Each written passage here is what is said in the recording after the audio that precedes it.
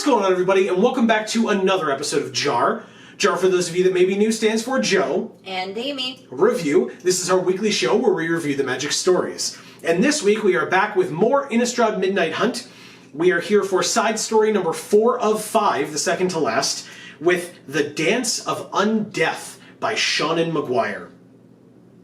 My quick review at the top of this one, I think we might differ slightly. I really enjoyed this story.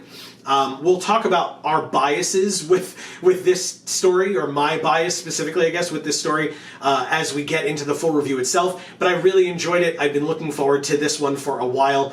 And so, I felt like it did not disappoint. But what about you, Amy? Okay. What are your thoughts? I hated this story, but I think it's a good one to read. Okay. So we can talk about it in the full review. Okay. So as a reminder, if you have not gotten a chance to read the story for yourself, or if it was a little bit ago and you want to remind yourself about this story, we wanted to remove as many barriers as possible to all of you to be able to do so. So the top link in the description down below will take you to this story to read it for yourselves. And then, of course, we would love it if you would come back here and join us for the full review, and join us in the discussion in the comments as well, as always. Before we get started, hi, welcome to the channel. We're Joe and Amy, Geek for All. Please don't forget to subscribe and ring that bell. We also have other channels linked down in the description box below. You can check those out, and you should sub and ring the bells there as well. You'll get notifications whenever any of our videos come out, and for this channel specifically, whenever we go live every Monday and Friday, 8 to 10 p.m. Eastern Time, right here on this channel. For you Magic fans, Mondays is Magic Monday, where we play MTG Arena. And then Fridays are random video games. This Friday we will be finishing up our spooky month of streams where we will finally finish Outlast. It's been a blast so far. Yeah. And so I'm looking... It's crazy. Yes. So I'm looking forward to seeing what the end of the game brings for us, as well as we may have to dip into some other spooky game to finish off the night. So that should be pretty nice. But regardless, we'll be here on Friday for that, and then just be aware that for Crimson Vow pre-release in a couple of weeks, that stream will not be happening. That's just how we handle pre-releases. We have other things going on. So stay tuned to the channel for that stuff as well, though. And so... Sorry. On to the full review itself. Thank you for bearing with us for that moment. Comfortable. Exactly. We're getting into it. I appreciated... So, I will say, for people who are unaware, the last story that featured Gisa and/or Geralf was games from Shadows over Innistrad. We reviewed that story, and after I talk about it, you can go check it out. Linked up there, our review, of course, where we actually had some special guests with us as well. So it was not just Joe and Amy review, it was Joe and Amy and multiple other people who were with us for that review, and I think we went well in depth into it. We really liked that story and have remembered it fondly for years. Now, whether that's because it was one that we got to experience with friends, and or because it was incredible, written by the amazing Alison Lures, who has written many a fantastic... Near and dear to my heart. Yes, has written many a fantastic Magic story, and very few not good Magic stories, if any. And so... and so just in case you were wondering, this was a very good return, in my opinion, of Gisa, of Geralf, and specifically with the way that games was. I guess spoilers if you're going to go watch it, but if you're going to go watch our review or read it for yourself, games was entirely written in the form of letters between the two siblings. Which was very creative. Amazing. So unique, such a cool way of doing it, and such a great way to tell a really good, concise story. So, again, not that it needs to be said any further, but I'm gonna do it anyway. Amazing job, of course, by Alison. Yes. So as go always. Back and read those stories if you haven't, or Definitely. if you need a refresher. Definitely. And so, again, because of that, one, that's our bias going in. Or that story, I guess. That story, yeah, it's just I one. said those, but Yeah. that's just one. Yeah. But that's our bias going in terms of how much we enjoy games, which was the last story that we saw these characters in, or heard from these characters. So, I appreciated greatly the fact that this story kept up not fully, but kept up with the letter theme of the fact that that's how these two communicate with each other. And that was so cool to me, and I liked that that's how it started as well. That it starts with a letter from Gisa to Geralf, and that, like, again, just throughout the story, all the responses from Geralf are just fantastic. Those two interacting with each other is such a joy to read, and I really enjoyed that. I don't know if you had anything off that, or if I should go to the next thing. But. Basically, I figure I'll just let you talk about everything that you want to talk about, and then when you're done, I'll say my piece. Deal. Okay. I mean, I have a couple of things here of things that you asked. I don't want to interject with my stuff because our opinions of the story are so different from one another. Okay. I'd like to just, after you're done saying everything that it is that you want to say, I'll say my reasonings and rationales and whatnot. Okay. I mean, there are a couple of things that you have asked me to write down that you can absolutely chime in on, and as always, chime in on anything you'd like, because that's how this works. But otherwise, that's fine. Thank you. So I also appreciated in the beginning of the story that there were subtle nods in Gisa's first letter to Geralf. There were subtle nods. If this is your first time reading about Gisa and Geralf, and like, I guess didn't look at the cards or understand it from the art that she was a ghoul caller, you wouldn't necessarily get all of the little nods that are in this first letter, because there were a lot of like comments about like, well, you know, I have all these people with me, but you know, they're not really great conversationalists, or whatever like things she was alluding to the fact that she was surrounded by the dead. And so I appreciated that because the rest of the story makes it very obvious who she is, even if you have not read it before, I think that would make for a very interesting second read through. That at least you get to that point and be like, ah, I see what you did there. Those little nods to the fact that she's a necromancer or a ghoul caller, whatever term you want to put on it. So I appreciated that aspect of it as well. Then we get to a quote that I wrote down that we were going to both talk about. Gisa, in her letter to Geralf, is discussing the fact that she's bored. She has conquered and is now bored. And so she says, I have achieved our greatest dream, absolute conquest, and I found it to be more hollow than we could have ever imagined. I know that you wanted to... No. Oh, okay. All right, sorry. So then we will talk about that at the end then. So Geralf, I loved this one moment where Geralf is mentioned by Gisa, and not even like his name. She just talks about the fact that her zombies are kind of falling apart, and because she's not a stitcher like her brother, she can't just put them back together. When they fall apart, that's it, they're done. But she says, you know, she talks about like, well, because I can't, and then says, quote, like her blighted brother, may he be consumed by boils and burdens of the living flesh until he surrendered himself to the merciful embrace of death itself. And then continued the rest of her thought. Like, because she thought of her brother, she needed to stop mid-thought and have that diatribe in her head towards her brother. I just, again, because of that relationship with the two of them, I thought that was very interesting, and I enjoyed that a lot. I think that I hesitate to lean fully into this, so I'll tell you why I hesitate. But some of the things that Will Helt says as a character, Will Helt in this story, some of the things that he says or does can absolutely be Gaston-like in ways, if you will, if you're familiar with Gaston, where it's a little too forward. Gisa can obviously handle herself, but regardless, it doesn't, you know, I don't want to be sitting here being like, you know, I wrote that I think Will Helt is great, but I don't want that to be misconstrued as me saying like, wow, I love it when guys are like that, because that's a very different statement. So I'll say that, but I enjoy that when Will Helt is talking, or it's from his perspective, there's a lot of like flowery, romantic language. He's saying things like when he talked about his death, You know, he said, I died for you, and I rose for you.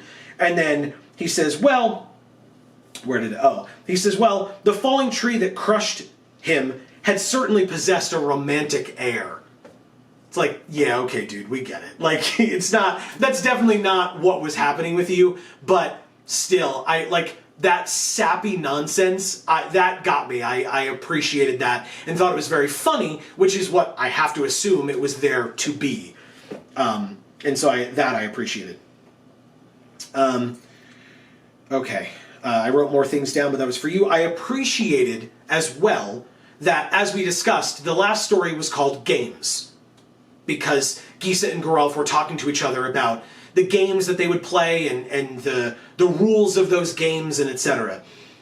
And so in this story, the word games was mentioned multiple times. Now, okay, it's a nod to that story because that was the last story that was written. The letters are because of that as well. Right. And it was, again, a very good and hopefully fondly remembered by many story. Especially now that Gisa has returned, it's hopefully is something that people are really looking forward to going forward. And so I was like, okay, the word games is in here at least 3 times, which again, I appreciated. What I thought was interesting and something that you don't typically see. Like a lot of times you see nods to prior stories or things like that. This story had literally the quote, "The Dance of Undeath." Gisa discussing what she and Wilhelt were doing together as the Dance of Undeath, also the name of this story, which when it's a name that specific as opposed to games, right, which is a word that is used often in these contexts, the Dance of Undeath being so specific, I thought it was interesting because that's not typically something that I think the Magic story does, is have a story, have a particular title, and then like a more complicated title like this, and then have that title be word for word used in the story as well. It's usually more of a broad nod to the principles being discussed in the story. Yeah. So I found that to be kind of interesting that it was actually used word for word here, as well as then the nod to the previous story in the word games being used multiple times as well. I don't think that is a bad thing by any means, but I thought it was definitely something that caught my eye and I wanted to write it down.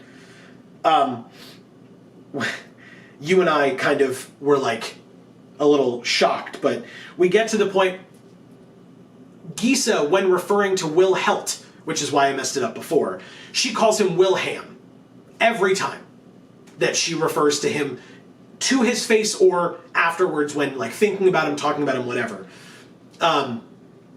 Wilham every time. She gets the letter from him that is signed Wilhelt.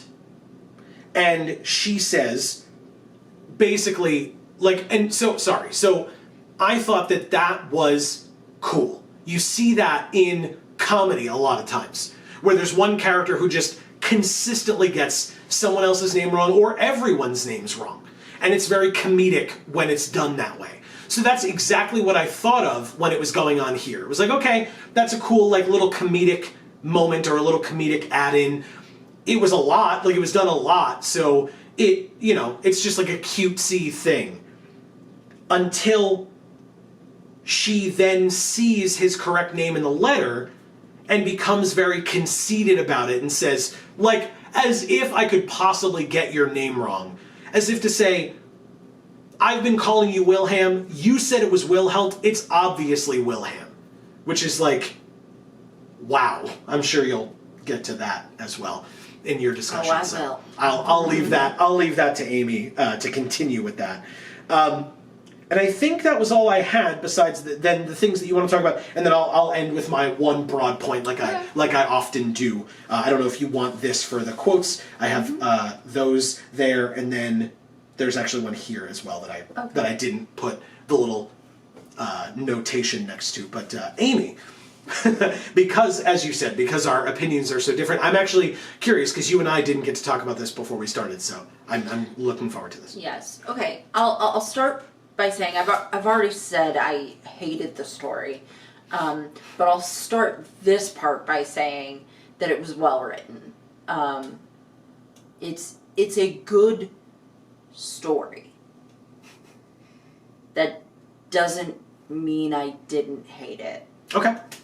Interesting. And I'll explain. Sure. Why. I'm looking forward to it. Yeah. So, the first quote that I had you write down, which you read off earlier, was, "I have achieved our greatest dream, absolute conquest, and found it to be more hollow than we could have ever imagined." And my response to that was, that's exactly what conquest is. It's this unreachable goal until it's not. And then all it is hollow. And everyone who's been affected by your conquest, their lives are ruined, essentially.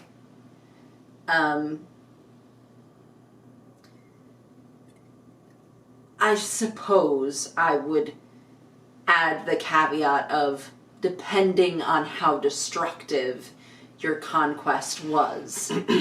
But in this situation, it was pretty damn destructive. Yeah, it was. It was murdering a lot of people and then controlling their corpses. So, yeah. Well, again, it's unclear. She took over the zombies that Liliana left, right, after the fight with Emrakul. But it does seem like... She talked about, yes, like, there being more people and they either left or they got killed. Yeah. And then... And or died from other things. And raised, yeah. But...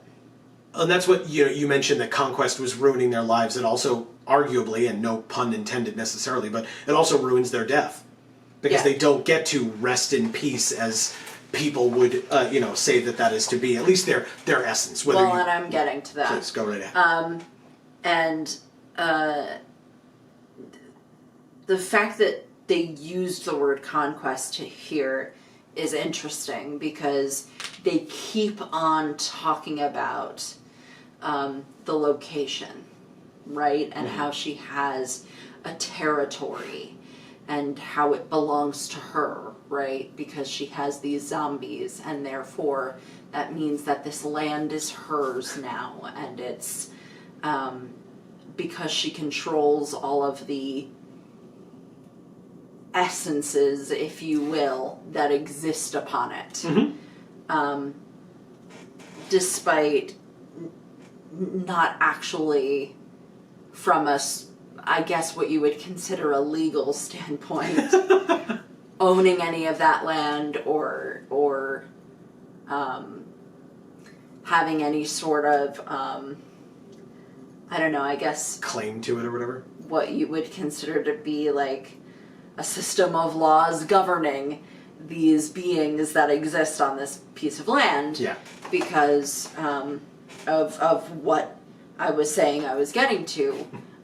She controls them basically without their consent.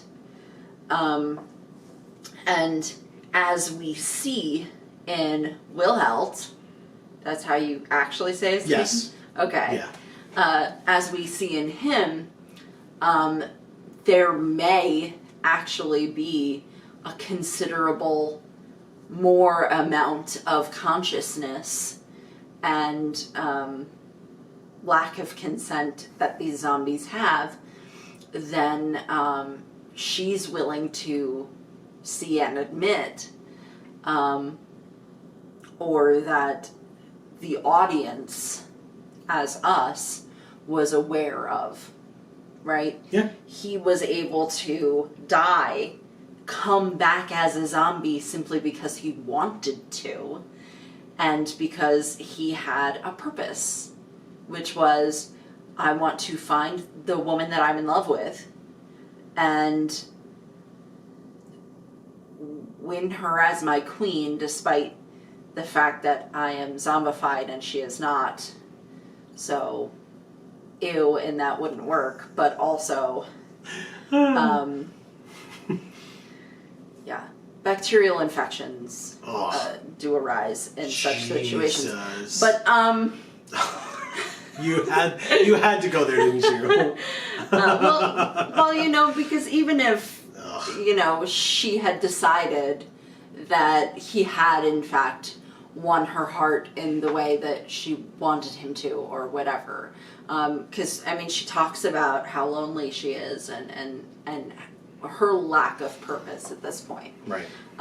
So finding someone to spend the rest of her days with, if you will, would probably help with a lot of that. But if they're dead, that doesn't work, unfortunately. Not for nothing. I will acknowledge I have been out of the dating game for some time. And when I was in it, I mean, I just had loads of game. That was definitely me as a person. No. But anyway, that being said, I still would like to think that if I were going after somebody who was as overtly obsessed with her brother as Gisa is, I would have known to get the hell out of that situation real quick. And obviously I'm not referring to romantically, but just the fact that, like, you're so bored and all you're doing is whining to your brother about it, even though you're absolutely of an age where it's unreasonable for you to be doing that. Well, so whining to her brother isn't the problem, right? The reason why she's whining to her brother is because she's a narcissist, first of all. Fair. And her purpose in life is to use people. Which is why every living person that she's ever come in contact with, according to Geralf himself, Geralf, yeah. We pronounced it Geralf. We did. The first, the games story that we read. So, that stuck in my head. Yeah, but. I switched it in my mind because even though it was like, I've said Geralf and I want it to be Geralf, it's Geralf, so I tried my best, but... So, but anyway. Yeah. Geralf has said, you know, so I'm not just pulling this out of the air. Every living person that she's ever come in contact with, she's just used them and treated them like crap, basically, until the point of them leaving her presence, you know, expelling her from their lives, and or dying and becoming one of the zombies that she can mindlessly control, basically. Well, and that's why he said, to a degree, I hope that you're not going here and I'm like cutting you off, but that's why he said this isolation that you're in now was inevitable. Right. Well, and it was because of the way that she does things. She's a narcissist and an abuser. And I think that it's interesting that they made so many references to Liliana in this story, and I think it's great. Because I've spent so much time in these videos talking about Liliana as an abuser and her effect on the live people around her. Mm-hmm. And it wasn't until this story where I was like, whoa, okay. They're basically saying that that's what necromancy is. In this story, they're saying necromancy is being an abuser. Controlling these people without their consent. Because despite the fact that their bodies are decaying, their souls still exist. And that's what I was, that's what I was getting for, And they're incapable of consenting to that control. Mm-hmm. So it's very, very interesting because I never thought of that when talking about Liliana. I never put that piece together. I never thought, okay, well, the necromancy is that too. I just was thinking about her interactions with characters who were alive. You know, I won't say people because, like, Nicol Bolas isn't a person. But you know what I mean? Like, living individuals of any capacity. but this story, like, turned that key for me. Like that key was always in the door for so long, but this kind of allowed the key to turn so that the door could be opened. Interesting. So as much as I hate this story, I hate it because it's such a perfect depiction of what I don't want to see. Right? So I don't want to see that Liliana and Gisa are both those people entirely, all-encompassingly.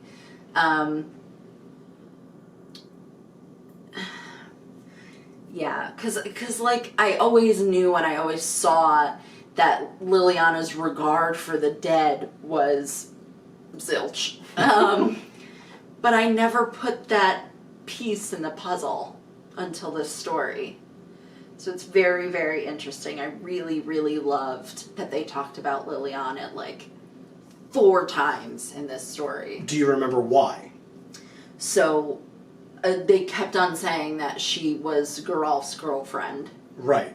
So from the game's story, again, if you haven't gone and watched it yet and read the story yet, sorry. In the game's story, Geralf, in his letters, kept saying that he was Liliana's boyfriend. He just kept saying that about himself, and so every time Gisa referenced her, you know, she was saying, well, your girlfriend Liliana left all these things here, and so I just took them. Yeah. Because she just left them all walking around. So it was with disdain, because again, it's somebody who her brother has feelings for, despite the fact that all of us sitting here are going, that's not, they're not, nah, that's, nah. But if all she knows is those letters, like if all Gisa knows is those letters...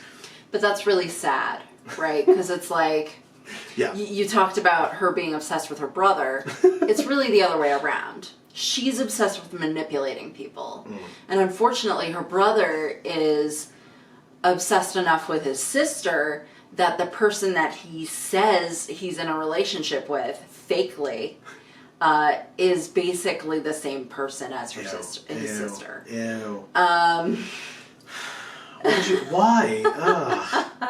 It's the facts of the story. I'm sorry. Gross. I guess I should move to the next quote, because I could probably ramble on about this nonsense forever. So don't forget, it's here then. Yeah, I see. He had come here to join her as an equal. So we're speaking about Wilhelt here. Yes. Not as a thrall, but in the eyes of Gisa Sasani. I don't know. That's actually probably the best pronunciation better than most of them that I've tried today. I don't know how to pronounce her last name. I like that one though. Okay. The dead could never be equal, could never be peers, could be beloved, certainly, kept as pets. What does that say? Kept as pets are kept. Oh, okay. That looks like L-E-E. Oh, sorry. Yeah. Kept as pets were kept, yeah. But could not be her home or comfort. And I thought that quote was really interesting. And I'll kind of unpack it in pieces. He had come to join her as an equal. Not as a thrall, but he was. But in the eyes of Gisa, the dead could never be equal. And unfortunately, what he doesn't realize here is that it's not just the dead that could never be equal. I knew you were going to say that. Yeah. It's anyone. Yeah. It's anyone. Yeah. Because even her own brother, who, as you said, she's obsessed with, whom I feel, at least based on the game's story that we've read in the past, she actually loves. It doesn't matter. Because she's not capable of loving someone fully. She's not capable of counting someone as an equal. She's not capable of counting someone as a peer. Or really, like, counting them as beloved to her. Because somebody that she loves in that sort of hollow way. Because it's a conquest. a hollow conquest. That's what she said. To Yeah. have a relationship with a person or a zombie, or a horde of zombies, or whatever it is, and it says kept as pets are kept, and that really kind of is how she treats the zombies, and it kind of is how she treats Geralt. Yeah, she's like, I'm bored, send me things to do. And the line, but could not be her home or comfort, is so perfect, because, and I've spoken about this on the channel before, home or comfort, that really relates to belonging. And that's the kind of thing that narcissists and abusers are searching for and can never get, because everything is that hollow conquest. Relationships aren't real human connection, right? Because they keep everything on the surface, because they don't want other people to see the aspects of them that they're ashamed of. And so they keep people at arm's length, and then they're incapable of feeling belonging and having comfort and having a home. Because really what that is the relationships with other people that you have. And interestingly, what we kind of learn is that I guess the reason why Wilhelt is kind of in love with her is because he's also a narcissist. Wilhelt the breathtaking. Yes. And so he doesn't understand why he can't just have her. That's what I was getting at with the, like, you know, I want to say that I think he's great with the things that he's saying, but also please don't emulate the things that he's saying. Yeah, because for him, he's done a lot for her, and he thinks that means that she owes him. And he thinks that means that she should be his queen, as opposed to him trying to say, you are a queen, and I'm here as someone who thinks of you as such and would treat you as such, and I want you to consider being with me in a romantic capacity. Right.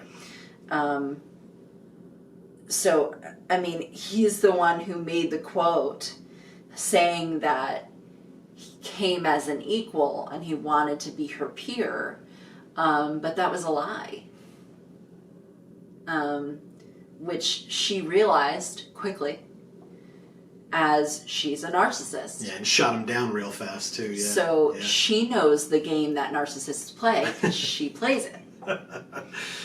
Don't bullshit a bullshitter. Yeah. Basically. She said, oh no, you're not going to own me. I own you. Yeah. Right, and then attempted to exert her control, and he shirked it, but only barely. Yeah. Right. Yeah. And so he was like, oh no. I'm a narcissist too. You don't own me. Yeah. And so they fought. And unfortunately, he lost because his army was smaller. Yeah. Yeah. And he wasn't as good at it as she was. Right. But yeah. yes, the I loved that line though, where he was like, where the story said he had an army, she had a population. Right. Really nice, that line. Really, really good. Yeah, it just made me think of like The Walking Dead, where there are those scenes where like you look down and there's just like a sea of zombies. Yeah. It made me think of that. Yeah, to the point where you're like, that's just the ground, right? No, that's moving. Yeah. There's a lot of them It's down there. crazy. But yeah, I thought it was very interesting and intriguing that they decided to take this narcissistic person who they really, really injected that abusive quality into in a way that the story like games didn't really exhibit to me. But I also read that a long time ago and I haven't read it recently. Yeah. So it might have had a lot more of that in it than I realized back then. Turns out you learn and grow sometimes. Exactly. But they took this narcissistic character that they really injected a lot of abusive qualities into, and then they said, okay, so what's her love interest going to be? Someone who's rather similar, right? But he's not an abuser. He's seemingly he's just a narcissist. So he expects to be able to own her the way that narcissists do, but not the way an abuser would, where in her case she's like, you know, I don't know, maybe in a way that an abuser would. I don't know, maybe. I think this is a gray kind of line. But well, and what I appreciated, to add to your point, what I appreciated or noticed now that you're more so now that you're bringing it up as well, is that notice who he picked, right? His point to her even was, every woman that I've ever come in contact with has wanted me, has come at me, right?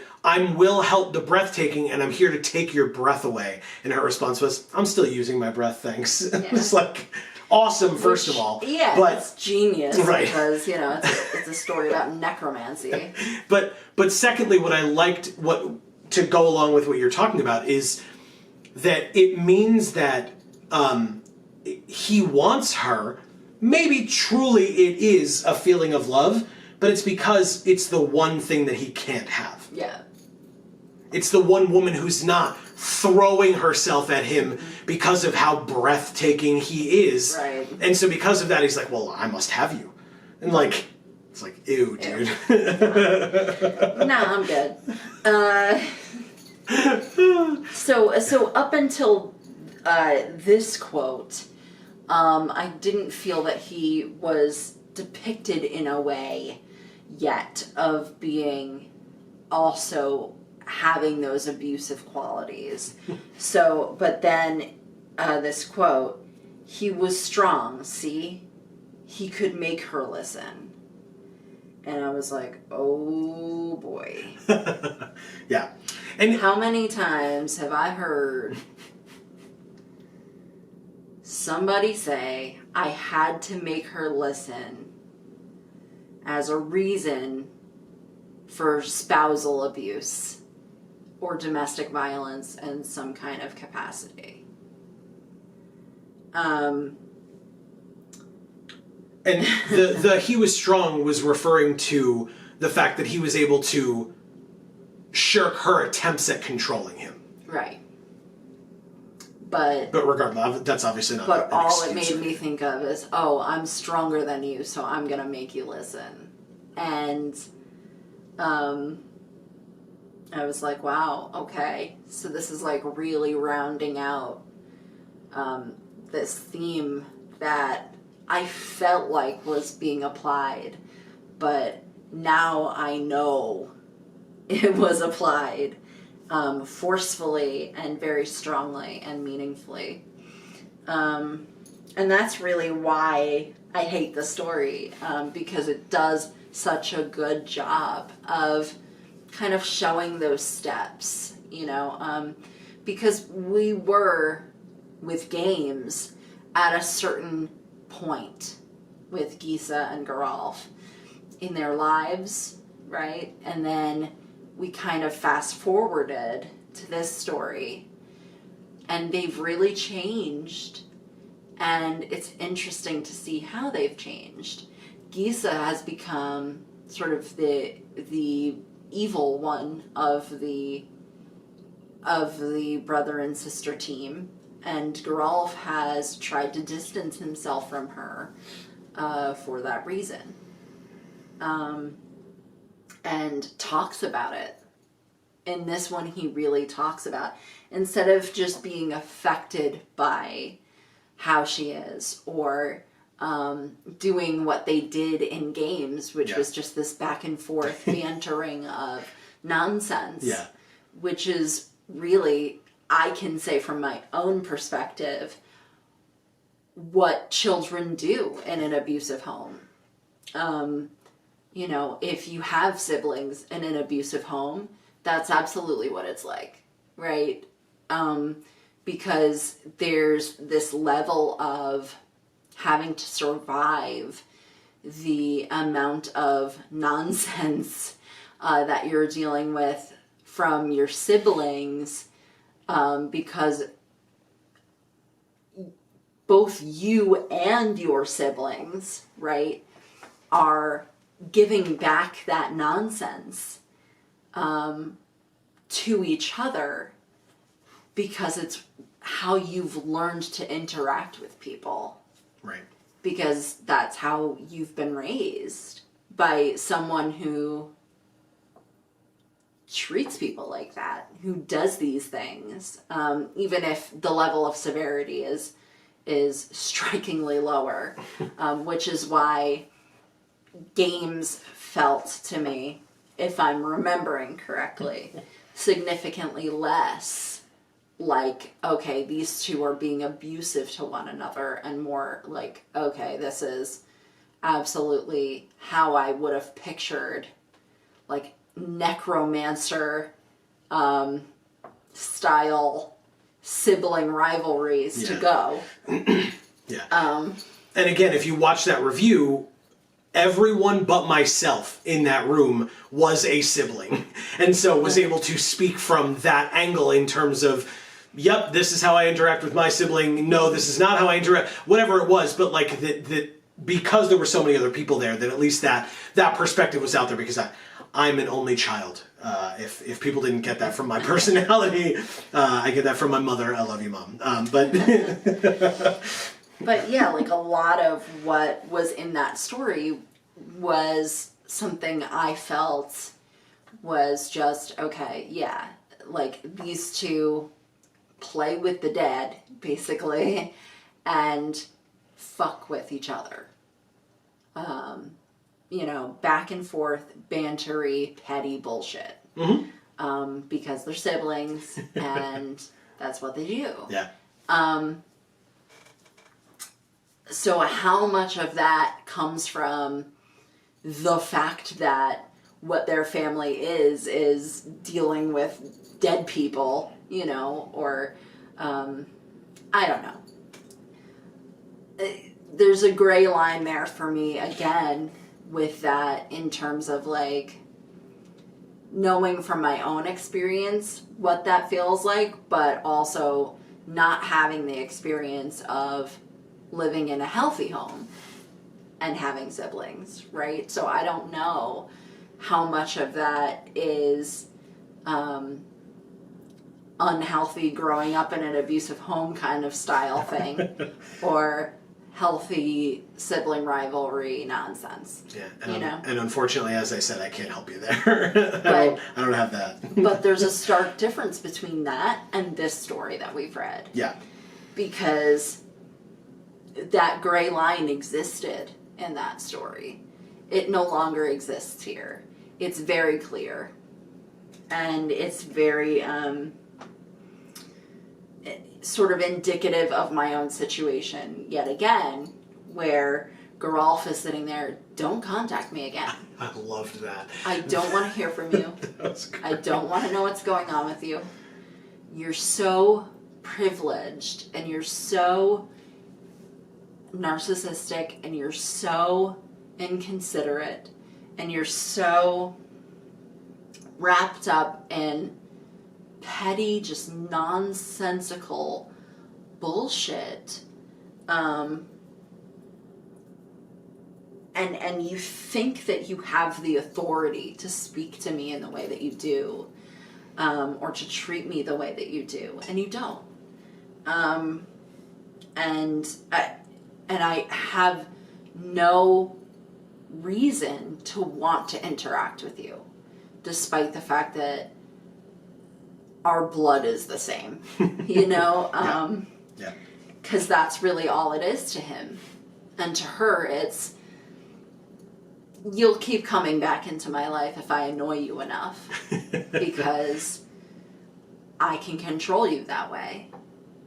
And to him, it's like, don't come here. Don't write to me. I don't care what's going on with you. And yet, as you talked about, he writes back every time. He says, don't contact me again. Right. And then the next time she writes him a letter, he still responds to that letter. Right. You could just not. Right. That's definitely an option available to you, but because these two are obsessed with each other and are kind of seemingly destined to be with each other in one capacity or another forever. No, it has nothing to do with that. She has control over him, and he has not gotten to a point yet where he can say, fuck off, never gonna see you again. So he is still teetering on that line at this point. Before this story, he wasn't to that line yet. Yeah. He was playing the game. Now he is not playing the game, but he doesn't know how to stop playing the game. Okay. So he's not really playing, but he can't, like, get up and leave the table. He's just kind of watching. He doesn't have enough agency yet to get up and say, I'm never writing to you again. Okay. All right, fair enough. And that's how it goes. That's what happens. If you're in an abusive relationship, it takes a while to go from point of I'm your slave, essentially, through all the minute points in between on that line, all the way to I never see you again. And that's the end. But, you know, I get it. This is where I'm at in my life, is saying to my family, I'm not going to put up with your bullshit. You're petty. You won't speak to me.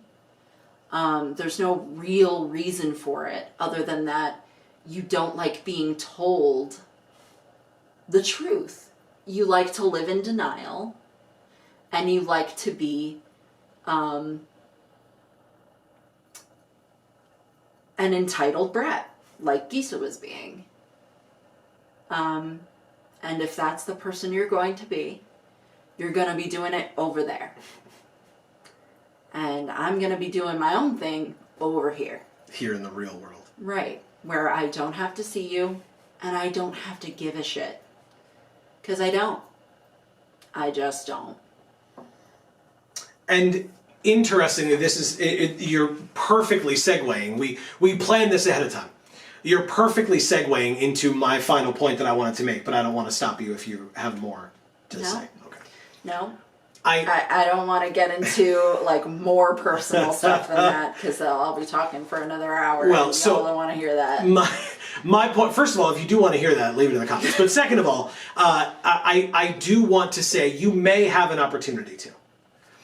I'm here to make a prediction for all of you today. And I wrote it down over here as well. But I predict, and it's funny, this will be the second time I've made a similar prediction, and I was so wrong the first time, but I'm doubling down this time. Oh, okay. I haven't seen other people talking about this as well, but I don't think it's like that earth-shattering of a thing. But I predict, like Gisa was in this set, was in Midnight Hunt. And I was really excited that she was in Midnight Hunt. And I was like, cool, where's Geralf? Let's see the Geralf card. And then he wasn't. But Crimson Vow is coming out in 2 weeks. So I predict that not only will Geralf be in Crimson Vow as a card, and or the Commander Supplement if that's what they're doing, but whatever the case may be. Okay. But I predict Geralf will be in Crimson Vow, and that he will have a story in Crimson Vow that follows along with, that follows this Gisa story.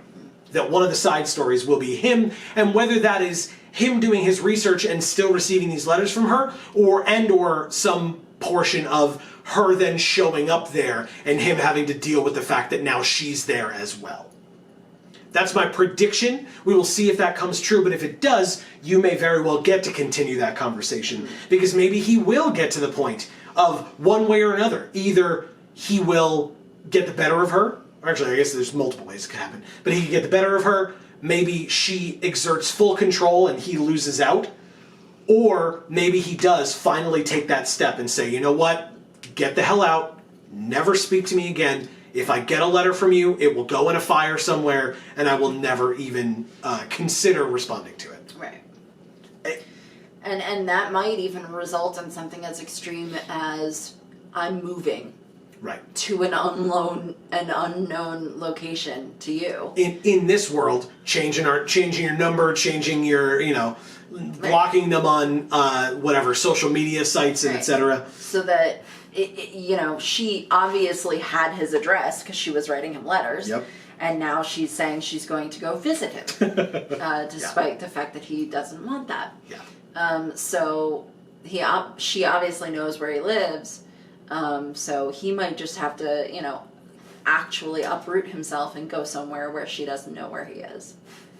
And that's what happens a lot of times in abusive relationships, is that the only real way to escape your abuser is to go somewhere where they don't know how to find you. So it might get that extreme. Yeah. We will see. Yeah. We'll see if and when that story occurs, if and when my prediction comes true, which again, not an earth-shattering prediction. It's probably pretty likely that it's going to occur anyway, but when we read games, I was saying, because that was in Shadows over Innistrad, that I was looking forward to the Eldritch Moon story where they continued it, and then it never came.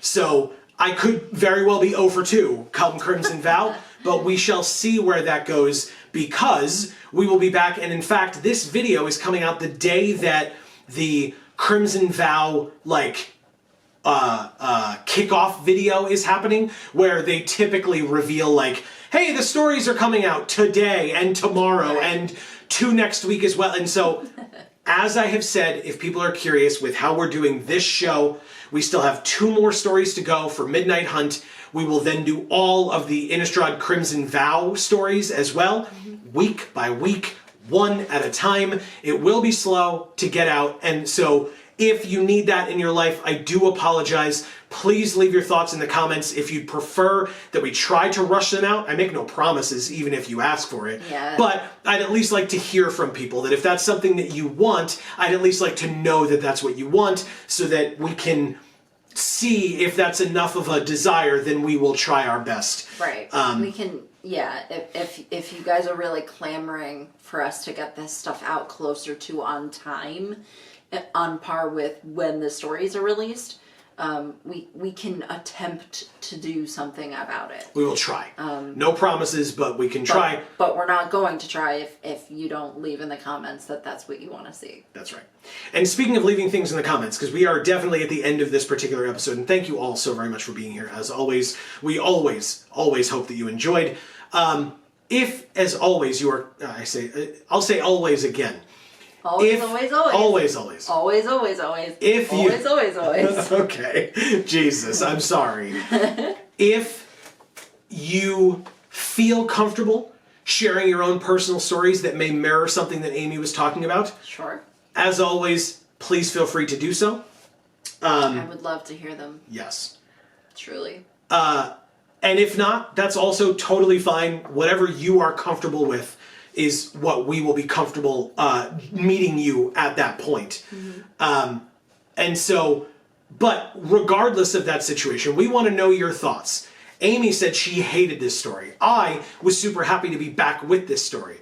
Do you agree with Amy? Do you agree with me? Were you somewhere in the middle? What are your thoughts? We want to hear from you. That's what the comments are for. Anything that we discussed at all, that we've told you to talk about, that we didn't tell you to talk about, leave it down below. We would love to hear from you. And being able to sit here with all of you, or in front of all of you, and psychoanalyze a fictional character in Gisa Sasani, and Geralf, and Wilhelt, and all the other people that may show up at any given time in these stories is a great way for us to hopefully join you in showing off our #Vorthos Pride. That's right. Keep it going. We appreciate each and every one of you as always. That's right. I did it again. You're welcome. So, for now, from us here at the Geek for All family of channels, I have been Joe. And I'm Amy. And as we always say, in whichever video of ours you watch next, we will see you all next time. Thanks, everybody.